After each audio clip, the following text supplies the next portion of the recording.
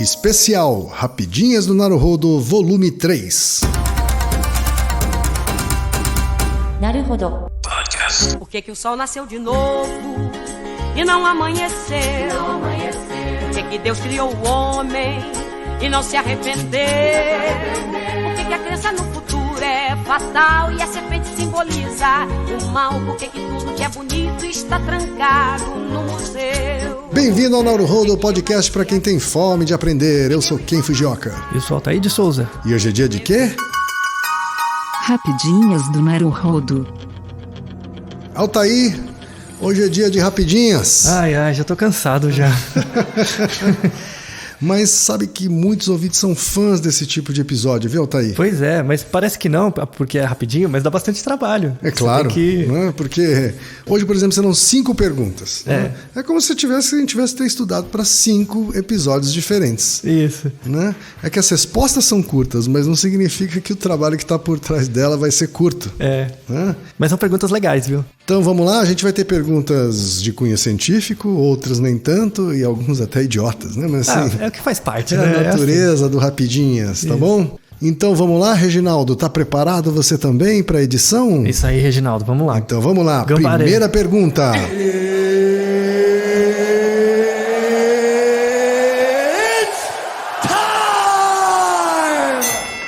Bora. É do Thales Souza, 20 anos, estudante de São Paulo, capital.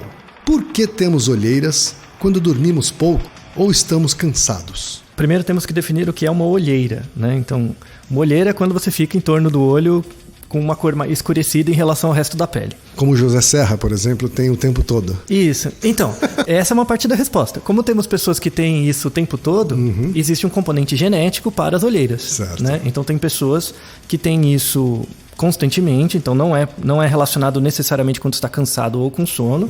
No caso genético, isso é chamado hiperpigmentação ocular. Tem pessoas que têm nos 2 olhos, tem pessoas que só têm em um. É verdade. Só em um olho. Eu já conheci gente assim. Tem olheira só de um olho, parece que levou um soco no olho. Né? Porém, como funciona a olheira, né? A pele embaixo do olho, né, onde a olheira aparece, é chamado pele periorbital, né, fica perto do olho. Ela tem uma propriedade bem interessante, não sei se vocês sabiam, que a pele periorbital ela é muito mais fina do que a pele do resto do corpo. Então, em média, a pele do nosso corpo, ela tem a primeira camada, né, tem uma espessura de mais ou menos 2 milímetros. Mas a pele periorbital, ela tem uma espessura de apenas meio milímetro. Ela é muito mais fina. Mais fininha. É bem mais fininha, 1/4 da espessura. Por conta disso, é muito mais fácil de você enxergar os vasos sanguíneos que ficam embaixo, ali na região que vasculariza o olho. Aí dá para responder até uma outra pergunta com base nisso, que é, por exemplo, se você pega o seu braço e olha o seu braço, você repara que as veias do seu braço são em geral verdes.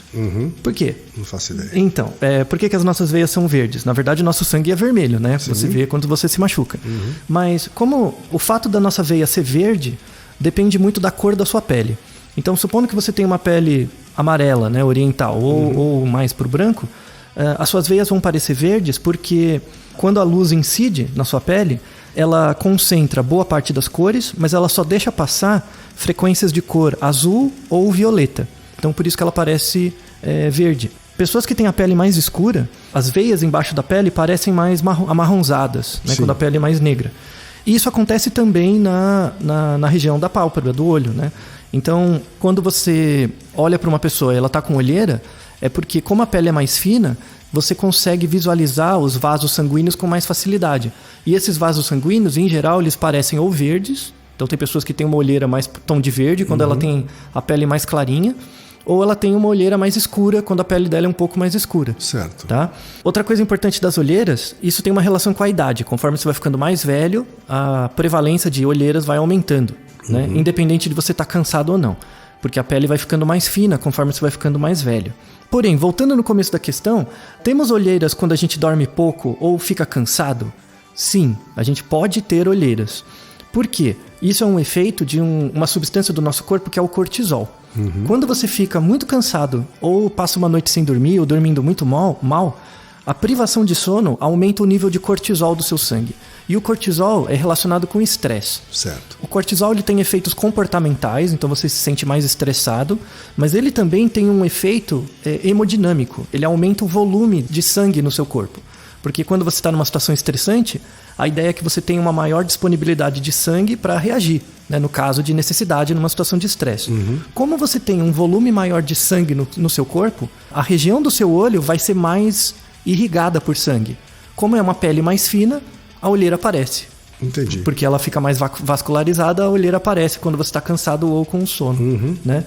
De novo, temos uma tendência genética para isso. Tem pessoas que mostram olheiras com mais facilidade. Independente do cansaço até? Independente do cansaço, mas quando é relacionado ao cansaço, é pelo efeito em geral do cortisol. E uma última mensagem, cuidado caso você seja uma pessoa cronicamente privada de sangue. Você não é vampiro? Doce vampiro. Caso você seja uma pessoa muito privada de sono, constantemente, você vai ter 2 problemas. O primeiro, você vai ter mais olheiras por conta do cortisol. E o cortisol também tem um papel na regulação da gordura. Então você vai reter mais gordura. Então não adianta se você faz exercício ou faz dieta, se você for privado de sono, você vai acumular mais gordura. Então tome cuidado. Aí a boa notícia. Então, para você emagrecer, vamos dormir bem bastante. Né? Isso é um outro recado vindo dessa questão. Tá bom, então vamos para a segunda pergunta. É do Rodrigo Lupatini, de 37 anos, publicitário de Campo Grande, Mato Grosso do Sul. O planeta Terra sempre teve o mesmo peso? Essa é uma pergunta muito boa. Não é boa? É pergunta de maluco, né? É curiosa. Eu vou rapidinho, assim, vou fazer rapidinho. O que você acha aqui? Você acha que o peso da Terra é o mesmo ou não? Eu não me importo com o peso da Terra, pra te falar a verdade. Eu não me importo com o meu. Você valer seu dinheiro. Você tem que chutar seu peso. Eu diria que ele varia. Ele varia? E você acha que a Terra tá perdendo ou ganhando peso? Eu diria que ele tá ganhando. Tá ficando mais pesado? Assim como eu. E ela vai ganhar peso continuamente, assim? Ela vai ficar cada vez mais gordinha? De alguma forma, assim como eu. Tá vendo que você é autorreferente, né? A gente explica o mundo com base na nós mesmos, né? Mas vamos às evidências. Essa pergunta é muito boa, muito obrigado por sua pergunta, viu? Para o seu interesse, né? Para o interesse dos nossos ouvintes, a Terra ela está perdendo, em média, por ano, 55 mil toneladas de matéria. Ao contrário de mim. Ao contrário de você. Ela está fazendo dieta, dormindo bem, e você não. Tá certo. Mas enfim. Então, você tem, a Terra perde 55 mil toneladas de matéria por ano. Tudo bem, mas como, né? Os planetas, o sistema solar é formado por poeira cósmica. Então, por conta da história do sistema solar e por questões da relação do Sol com os planetas e tal, essa poeira foi se acumulando e gerou os planetas. No entanto, apesar da Terra ser massiva, temos uma quantidade enorme de poeira espacial. Essa poeira espacial, ela transita pelo universo, mas aqui no sistema solar ela é atraída pelos planetas. Então, tem uma troca de matéria. A Terra perde matéria para o espaço, mas ao mesmo tempo, por conta da força gravitacional, ela atrai matéria. Então tem um balanço. Eu chutei que ela ganhava justamente pela força gravitacional. Isso, então. Ela ganha, mas a verdade também. É que ela perde muito mais, então o saldo acaba sendo de perda. Então, eu não terminei a conta, mas vamos, a Terra ela perde, assim, o saldo, né? Ela perde 55 mil toneladas por ano. Porém, ela ganha 40 mil toneladas em poeira. Certo. Então, 40 mil toneladas por ano é atraído em forma de poeira. Tá? Mas ela perde 55 mil toneladas. Então tem um déficit de 15 mil aí. Certo. Tá? Então, como eu comentei anteriormente, a Terra ganha matéria por conta da atração gravitacional dessa poeira cósmica. A Terra também ela ganha 160 toneladas por ano pelo aquecimento global. O fato de estarmos vivendo dias mais quentes faz com que a massa da Terra aumente, graças às leis da termodinâmica, né, das 3 leis da termodinâmica, principalmente o princípio da entropia. Não sei se você lembra o que é o princípio da entropia. Entropia quer dizer o seguinte: entropia é um sinônimo de bagunça. Quanto mais bagunçadas as coisas estão, mais entrópicas elas são. Então, imagine uma mãe que está dando uma bronca no seu filho ou filha. Meu filho, seu quarto está uma bagunça. Diminua a entropia do seu quarto, porque está uma zona total. Tá? Lembre que entropia é bagunça. O que regula a bagunça das coisas? Né? Temperatura. Conforme você vai aumentando a temperatura da Terra, por exemplo, por fenômenos climáticos, as moléculas elas se movimentam mais. Então aumenta a entropia e isso gera um efeito na regulação da densidade da Terra. E daí a massa aumenta. Tá? Mas comparado à Terra, 160 toneladas não é nada. É muito diminuta. Tá? Outra coisa também, as pessoas acham, aí é um senso comum, como na Terra a gente está construindo coisas, né? As cidades estão aumentando, você tem mais prédios, parece que o peso da Terra Tá está deixando aumentando. ela mais pesada. Isso, mas não, né? Porque Não é isso. todo o material estava na Terra e continua na Terra. Claro. É o princípio do Lavoisier, né? Então, a matéria sempre se transforma. Ela é a mesma, mas ela se transforma. Então, o peso da Terra não é modificado por isso. E aí, a última parte dessa resposta, a Terra perde 95 mil toneladas de hidrogênio por ano e perde 1.600 toneladas de hélio por ano. Tá? Então, isso escapa da atmosfera. Escapa por conta das reações químicas, né, ambientais. O hidrogênio é um átomo extremamente leve, então ele escapa muito facilmente. No entanto, a quantidade, 95 mil toneladas de hidrogênio... É muito hidrogênio, hein, Altair? É muito hidrogênio, mas essa perda de hidrogênio por ano representa 1 vezes 10 a menos 15 de perda de massa. Ou seja, é muito pouco. Nós temos tanto hidrogênio na atmosfera que essa perda de hidrogênio ela não é relevante. A Terra vai acabar e o hidrogênio não vai. Porém, essas 1.600 toneladas de hélio, o hélio representa na atmosfera mais ou menos 5,2 vezes 10 a menos 3 da atmosfera. Você perder 1.600 toneladas de hélio é muito, é bem mais raro. E o hélio é muito importante para vários processos, né? O hélio é obtido não só pelo ar, mas ele é obtido pelo processamento de minério, num método chamado destilação fracionada. O problema do hélio é que ele vai começar a faltar. Então ele é muito importante para supercondutores, para ressonância magnética, para vários componentes. E um dos maiores produtores de hélio assim, é os Estados Unidos. Ele está querendo vender hélio no mercado para diminuir o preço dele, porque ele está ficando cada vez mais caro. Mas tem uma reação dos cientistas não querendo que o hélio seja vendido para que ele não se esgote. Então uma das grandes preocupações futuras da humanidade, assim como a perda de água, né, é o hélio. Ou seja, estamos correndo o risco de perder a capacidade de imitar a voz do Pato Donald, é isso? E também de fazer balões. Né? Aqueles balões, fazer balões a gás. Não teremos mais criancinhas segurando balões.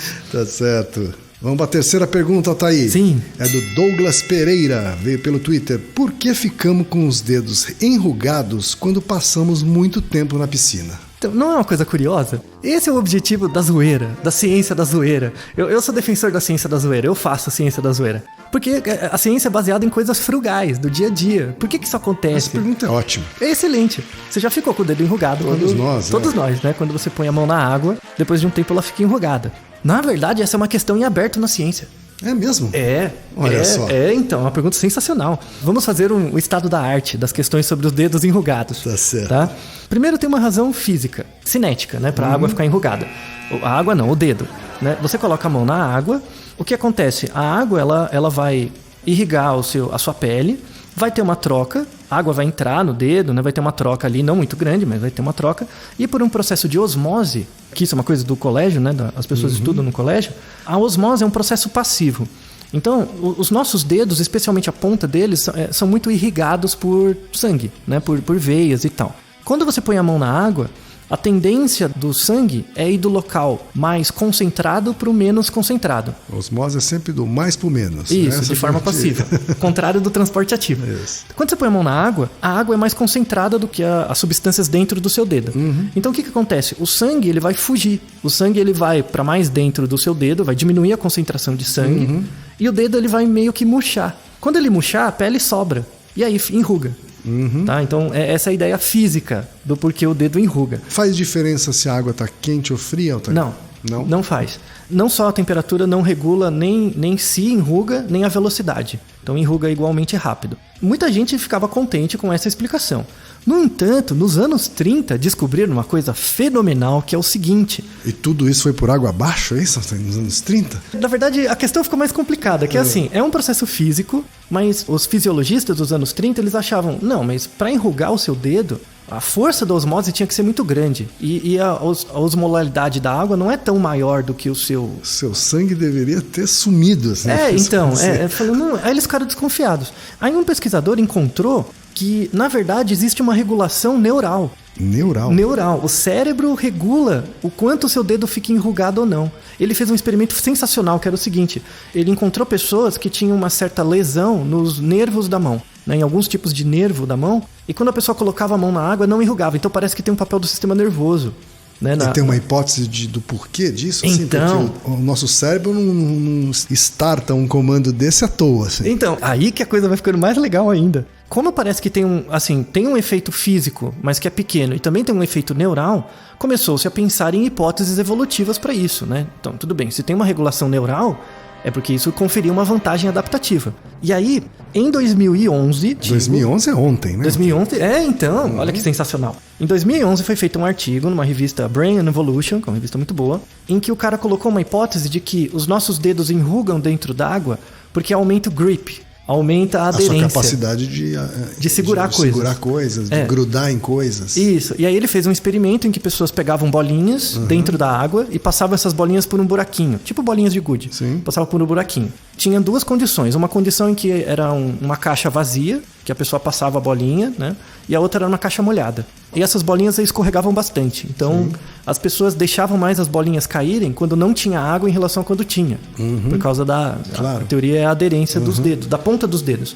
Tanto é que você enruga muito mais a ponta dos dedos do que o resto. Sim, sim. Né? Ou seja, é uma visão bastante evolucionista mesmo, isso, né? Porque é uma adaptação. Uma adaptação a gente vira um anfíbio. Então, é para aumentar a captação de alimentos, de coisas assim. Um Battletoads, né? Isso, exato, muito bem, muito bem. Mas a questão continua meio em aberta. Por quê? Em 2013 fizeram outro estudo e confirmaram o estudo anterior, né? Então o cara fez um experimento um pouquinho diferente e confirmou. Em 2014, um outro estudo desconfirmou. Ele fez um estudo melhor. Caraca. Com mais controles, falou não tem a ver com aderência, não dá pra falar que essa hipótese é verdadeira, né? Não se sabe. Questionou. Em 2015 saiu um trabalho mostrando que macaco também tem enruga o dedo. O macaco enruga. E fizeram um experimento de aderência do dedo com o macaco e dá certo. Também na água, é isso? Também na água. Então tá totalmente em aberto essa questão. Fantástico. Sensacional, não é? Sensacional. É para isso que serve a zoeira.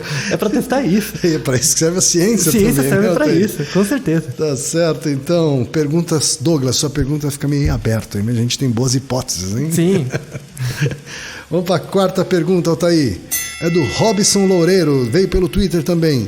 De onde vêm os códigos de cidades, tais como BSB para Brasília e CWB para Curitiba, Altair? Todo mundo que pega avião já viu esses códigos. Então, esses códigos, eles são padronizados no mundo inteiro, né? Tem um órgão transgovernamental que organiza isso, que é chamado IATA. IATA, exatamente, é o IATA. IATA. Esse órgão, ele regula os prefixos de todas as agências de aviação. Então, sei lá, GOL, né? GOL, ou coisas assim. Ele regula os tipos de sigla das agências de aviação, dos aeroportos, das estações de trem e dos ferries, das estações de barco. A GOL não é GOL. O código da GOL, Altair, é G3. G3. E o código da TAM, né? Agora Latam, é JJ. Então. Por exemplo. Não tem nada a ver com os nomes. Né? Não tem. Isso é definido pela IATA. E, na verdade, não é definido pela empresa. Eles têm um comitê, né, que julga decide os códigos de aviação, trens e barcos. Porém, você pode sugerir também. Você pode sugerir. No próprio site da IATA, se você entrar lá, tem um local em que você pode... Por exemplo, eles criaram um novo aeroporto. Você pode preencher um formulário e sugerir. Você põe o endereço do aeroporto, onde que ele fica, perto da onde e tal, as coordenadas, e você pode sugerir uma sigla. E aí, desde que aquele prefixo não exista ainda, né, ele pode ser aceito como o novo prefixo. Isso. Então, o interessante disso é que pessoas civis comuns podem sugerir. Né? Aí os critérios para a escolha de um prefixo, né, ou uma sigla, os voos que saem dali para onde chegam, então as siglas não podem ser parecidas, né? Então eles veem as rotas, e também a questões culturais. Então, por exemplo, você nunca vai ter um aeroporto com uma sigla ASS, porque em inglês é um palavrão, então você não vai ter, né? Nem em português. Então, eles tomam esses tipos de cuidado de adequação cultural e também, como os aviadores, os pilotos usam isso como código, tem que ser letras que sejam pronunciadas de forma fácil, independente da língua que você fala. Então eles fazem esse meio de campo entre as escolhas das siglas. Perfeito. Então aqui o BSB e o CWB provavelmente foi uma questão de aproximação dentro das possibilidades disponíveis, né? Isso. E também de pronúncia. Né? Tá certo, então. E vamos para a quinta e última pergunta, Altair. É do William Alexander, de 26 anos, Jacareí, São Paulo. Ele é programador. E a pergunta é: pintas próximas da boca são sinal de dinheiro e sucesso? O que você acha, Ken? Viva o senso comum, né, Altair? Viva o dito popular. Vamos usar a filosofia de Popper e tentar falsear isso aí. Tá?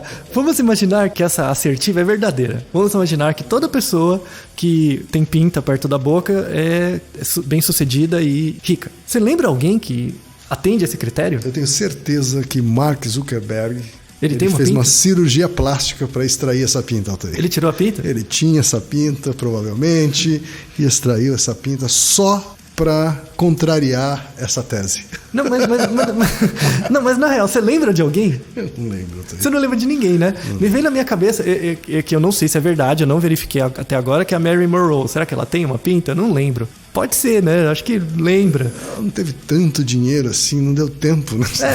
Teve sucesso, assim, enfim, teve né? Sucesso, é. Mas dá pra ver claramente mas que eu isso... não lembro do Warren Buffett, por exemplo... Tem uma pinta. Isso, alguém muito rico.